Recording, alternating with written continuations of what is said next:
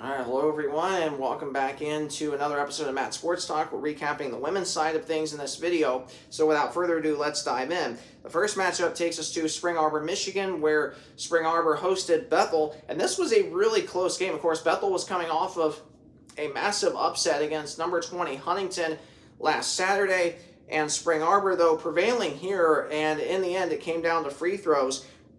Spring Arbor the winner here, 61-56. This is the first meeting between these two teams that has been less than 10 points in terms of the winning margin. The first time in 4 years, 2022, when Bethel prevailed 97-93 in Mishawaka, and this matchup was in Spring Arbor. So that is even more impressive, especially because Spring Arbor is still tough at home, or is so tough on their home floor. They're still perfect at home, I might add. So let's dive into the numbers. You had 14 points for Olivia Nickerson, 4 of 10 shooting, which was all from downtown, 2 of 2 at the charity stripe, 5 rebounds, 2 assists. Also 14 points for Isabel Scales, off 4 of 7 shooting. She was a perfect 6-6 of a charity stripe, 4 rebounds, 3 assists for her. 8 points for Isabella No, 3 of 5 shooting, 2 of 3 of that was from downtown, 3 rebounds, 3 assists, 2 steals for her.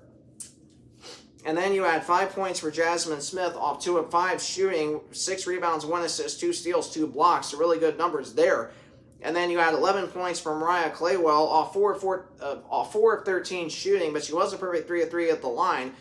5 rebounds, 3 assists, 1 steal for Claywell. So really good to see that in her senior year in Mishawaka. And then off the bench, you had Hannah Ruddle did not score, but she did have 2 assists and 1 rebound, though. Jocelyn Marshall, in just 9 minutes of action, did not score, but she had 2 rebounds. 4 points for Justice Williams. She had 3 rebounds. And then you had Dominique Stilley, in 5 minutes of action, did not score, but she had 1 rebound. Annabelle Wilhite, in 6 minutes of action, did not score, but she had 2 rebounds. The Pilots didn't shoot the ball, at least not great. 37 from the field, 27 from 3. Really good at the free throw line, converting 12 out of 13 for 92.3%. Bethel, though, with 20 turnovers. Spring Arbor only had 12, so not really surprised at that, especially because Spring Arbor averages roughly about 25 turnovers a game, at least forcing their opponents into those amount of turnovers. Now, the home team, they didn't shoot the ball bad either. Of course, the biggest stat here was Megan Zeitz with 12 points. However, 10 of those 12 were at the free throw line, so they held her to only 2 points outside of free throws. So really amazing that the Bethel defense was able to do that. Zeitz was 1 of 6 shooting, but she had 4 rebounds, 2 assists, 1 steal, 2 blocks. 9 points for Elena Kolesa off 4 of 6 shooting with 3 assists, 3 steals, and 6 rebounds. 10 points for Haven Chapman. She was 5 of 6 of a charity stripe, though. 9 rebounds, 4 steals for her. 8 points for Emma Smyska, 3 of 6 shooting, 2 of 3 from downtown. 2 assists, 3 steals, 1 rebound. 7 points for Ashley Weller with a rebound, 2 assists, and a steal. And then off the bench, you had Madison Socini, 7 points, 3 of 5 shooting with a rebound.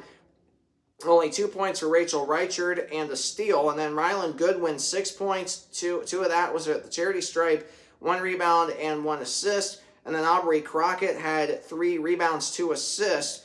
Aubrey Calloway had a rebound. And the Cougars shot worse from the field at 33, worse from 3 at 15, and worse at the free throw line for 76.9%, converting 20 out of 26. So that was kind of a big difference there. And that was your matchup there.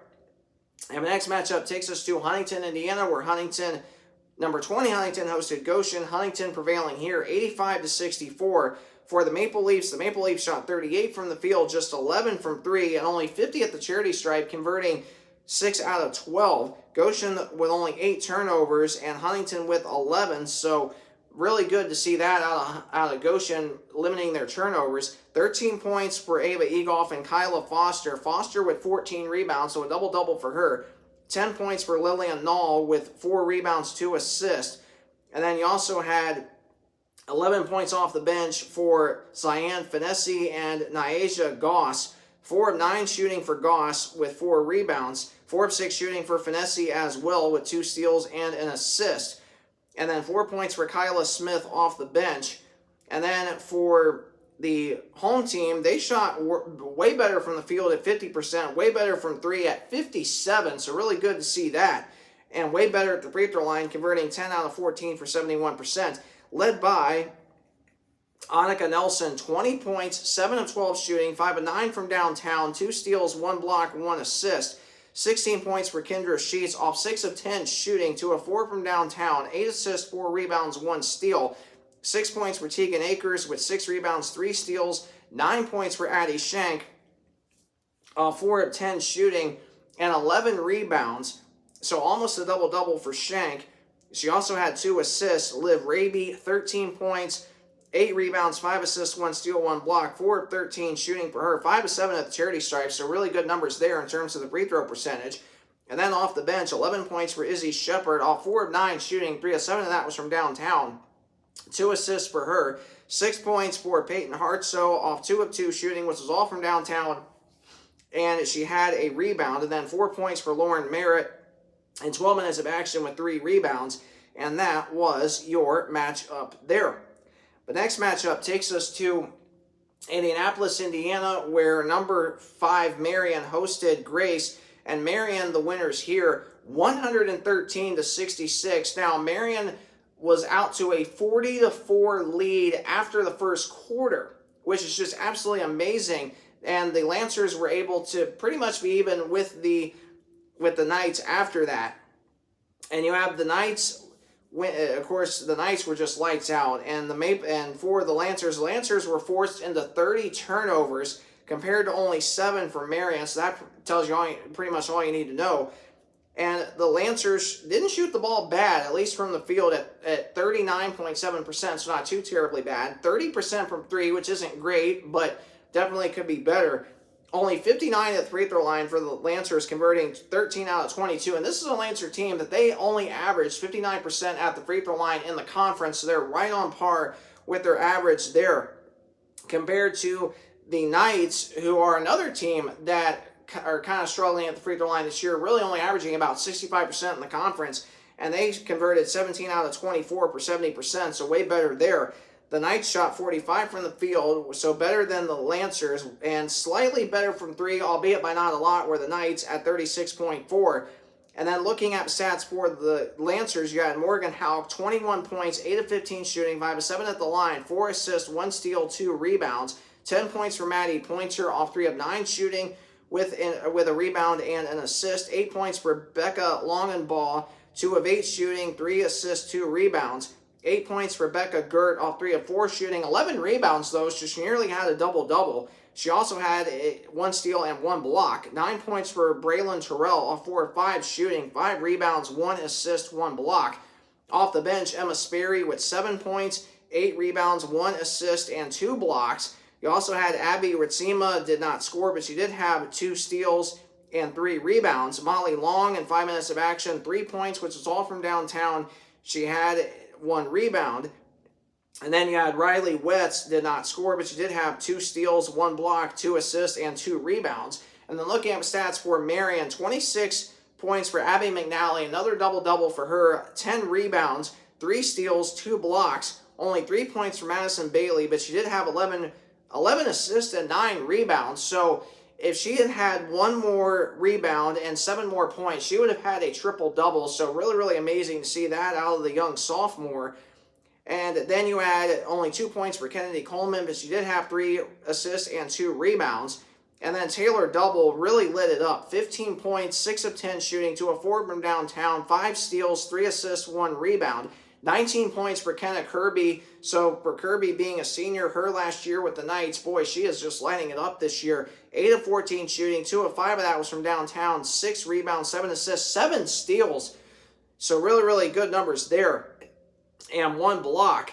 And then, of course, you had McNally. I alluded to her, 26 points, 10 rebounds, another double-double, 11 of 15 shooting, 4 of 6 at the charity stripe. I alluded to her, 10 rebounds, 3 steals, 2 blocks. And then off the bench, you had Aubrey Frank, did not score, but she did have an assist and a steal. 2 points for Emma Simpson in 6 minutes of action. Kylie McNally in 14 minutes of action, 2 of 8 shooting, 9 of 10 at the charity stripe, 5 assists, 8 rebounds, 3 steals, 1 block. Only 2 points for Violet Shuluga in 8 minutes of action, but she had 2 rebounds and an assist. 4 points for Zoe Wheeler in 8 minutes of action with a steal and a rebound. No points for Eva Fisher, but she did have 3 rebounds and an assist, though. and 2 points for Emily Grimm in 7 minutes of action with 4 rebounds. The biggest spot off the bench for the Knights was Olivia Faust, 24 points, 10 of 15 shooting, 3 of 5 from downtown with 6 rebounds and an assist in just 14 minutes of action. So really, really good to see that. And that was your matchup there. The next matchup takes us to Fort Wayne, Indiana, where Receiving Votes Taylor faced off against number 7 St. Francis. The Cougars winning here winning 62-44. So really good to see that out of St. Francis. And this was America's Game of the Week, and it did not disappoint, that is for sure.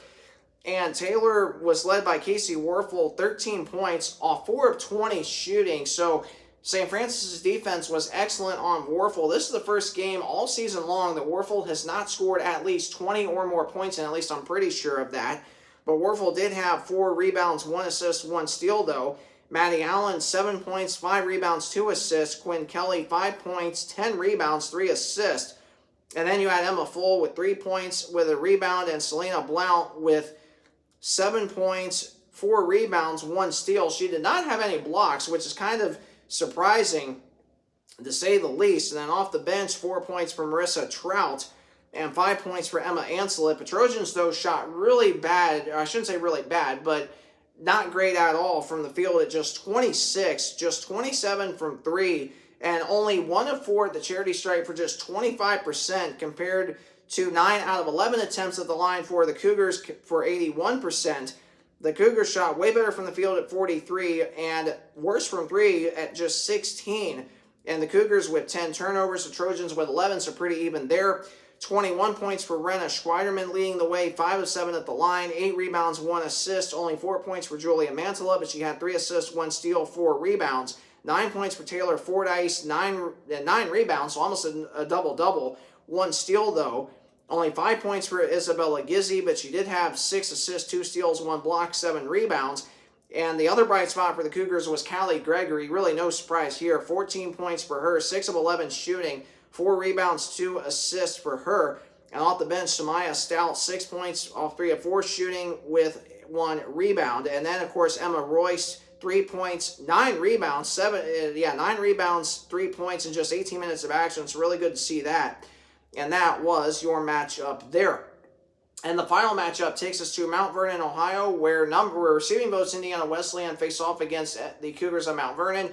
And for the Wildcats, it was all Indiana Wesleyan here. And what was an excellent, excellent win, I can tell you that. 84-44. And this was the largest margin of victory against MVNU in Mount Vernon since the 2023/2024 season, when the Wildcats won here in Mount Vernon 93-55. So for the Wildcats, this was an excellent, excellent bounce back after that tough home loss to Spring Arbor last Saturday. And of course, I was at this game last night. It was absolutely amazing. Got a chance to sit courtside, and it was just absolutely just amazing, and had so much fun last night. And believe it or not, after the game, I was clapping on the Lady Wildcats. I'm like, man, let's go, great game. And of course I was clapping, and then of course I put up my hand. I was able to high five pretty much all of them as they were running back to the locker room last night. And of course that was my most favorite memory of last night by far, which was just absolutely amazing. And I kind of, I'm like, man, I don't know if I should really wash my hands or not. At least, but in a good way, obviously, in a good way. Just want to throw that out there, just in a good way.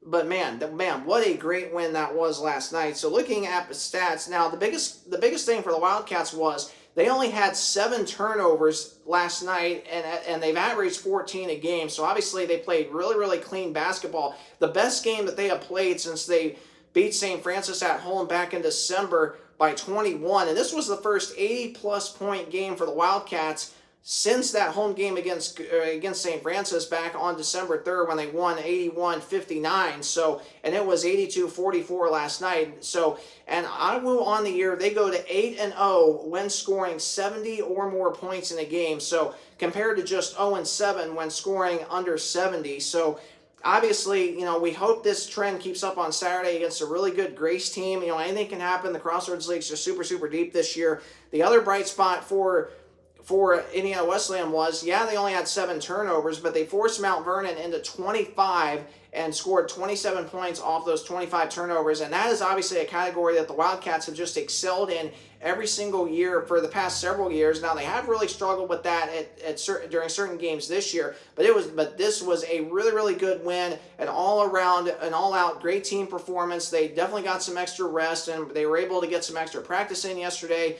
So that obviously helped out with them. And first, looking at stats for the Cougars of Mount Vernon, they only shot 34% from the field, but just 1 of 18 from 3. Pretty good at the free throw line, converting 11 out of 15 for 73%. However, the Wildcats held Mount Vernon to 10% under their free throw percentage average in conference play, because in conference play this year, the Cougars were the number 1 team in the league in free throw percentage per game at 85%. So obviously that's a big accomplishment for the Wildcats. And obviously in a team that outsized them, the Wildcats kind of played a jump block defense with jumping in the passing lane, preventing Mount Vernon from driving in on them. And I said that after, on the way home from the Spring Arbor home game last Saturday, I said, if Indiana Wesleyan wants to turn this season around, when they go up against teams that outsize them, they have to jump block in front of the other team to try and prevent layups. They need to run on offense against teams that outsize them, and they did just that last night. They went with a bigger lineup for the very first time this year, adding in Mila Browning to that starting lineup last night for the very first time, and that made all the difference in the world. So, and of course, the Wildcats shot over 60% from the field and from 3 in the first quarter, so that obviously helped out a lot. And now for IWU, this was a game where they played consistent, where they played 40 solid minutes of basketball the whole entire 4 quarters. And of course, I remember, I'll never forget what a former head coach of the Crossroads League said several years ago. He said, if you're not, no matter what team you are, no matter what division you are, if you don't play 40 minutes of solid basketball on both sides of the ball, you are not going to win that many games. And I am never going to forget him saying that. And obviously, that I can definitely attest that to not just the Wildcats this year in the Crossroads League in the games that they have struggled in, but really against any team in the Crossroads League in games that they have struggled in this year. Not just the Wildcats, but anybody in the league. So looking at stats for the Cougars, 19 points for Anna Swisshelm, 7 of 9 shooting, so really good to see that. 4 rebounds, 1 assist, 1 steal. 13 points for Kylie Laubacher, all 4 of 9 shooting, 5 of 7 at the line, 2 assists, 2 rebounds. Only 3 points for Olivia Skillings with 2 assists, 3 rebounds. 2 points only for Angela Roshak, so really surprising to see that. 3 assists, 1 steal, 3 blocks though. And then Melody Bluebaugh off the bench with 7 points, 2 assists, 2 rebounds. Naomi Kai, 4 rebounds, 1 assist, 2 steals. And then Jenna Broombaugh with 1 assist, 1 rebound. And then looking up stats for the Wildcats, they had some really good balanced scoring, led by Addie Hovey, 15 points, 6 of 11 shooting, 3 of 3 at the line, 5 rebounds, 1 assist, 2 steals, 11 points for Kylie Bettinger, 4 of 9 shooting, 3 of 7 from downtown, 1 rebound. 9 points for Ayla Krieger, all 3 of 9 shooting, 2 of 2 at the line, 6 rebounds with 2 assists. And then you had 6 points for Mila Browning, 4 rebounds, 2 assists. And then 3 points for Jade Hovey, but she did have 3 assists, 3 steals, and 4 rebounds. And off the bench, you had Sophia Schroeder in just 5 minutes of action, did not score, but she did have 2 rebounds and 2 blocks. So that was just so exciting for her to see her do that. I was so excited. I'm like, man, you go, Sophia. Like, this is awesome. And then 8 points for Haley Amy, 2 of 7 shooting, but she was 4-6 of a line. 4 rebounds, 2 assists, 2 steals, though, so really good to see that. Tori Thompson did not score, but she did have 3 rebounds and a steal, though. And then you also had Corinne Grivey, 9 points, 3 of 7 shooting, which was all from downtown, 5 rebounds and 1 steal. Emily Mattingly, 6 points on the day with 4 steals, 3 assists, so really good numbers there. And then you also had Chloe Graham in her first game back in 2 months exactly due to an arm injury, so it was great to see her back. She had 2 points, which was all at the charity stripe, so really good to see that. And then Ellie Kelleher, boy, she just lit it up off the bench. The sophomore from Carmel, Indiana, 15 points, 4 of 7 shooting, 3 of 4 of that was from beyond the arc, 4 of 4 at the charity stripe, 4 assists, and 2 rebounds for her. And the Wildcats shot 40 from the field, 34 from 3, so really good numbers there. 73 at the line. And I alluded to Mount Vernon's numbers earlier on, and that was your matchup there. And that concludes recapping all the games from last night. And of course, the women's games are the same as the men's games coming up on Saturday. So it's going to be great, I can tell you that. So for those of you that have subscribed to my channel, thanks so much for doing so. I really, really appreciate that. Please keep on subscribing. Please keep sharing this channel with your friends, your family, anybody that you know, and I greatly appreciate any feedback that you may provide me. And if you did enjoy this video, please either like, comment, or subscribe. Any of those options helps me out greatly. Thanks so much for tuning into this video, and I'll be recapping all the Saturday games more than likely on Monday, so make sure that you stay tuned for that. We're also going to have some updated RPI numbers that are going to come out on Monday, so I'll be recording a separate video talking about all of that. So make sure, again, that you stay tuned for that. Thanks so much for tuning into this video. Have a great rest of your week. God bless, and I will see you coming up next Monday. God bless.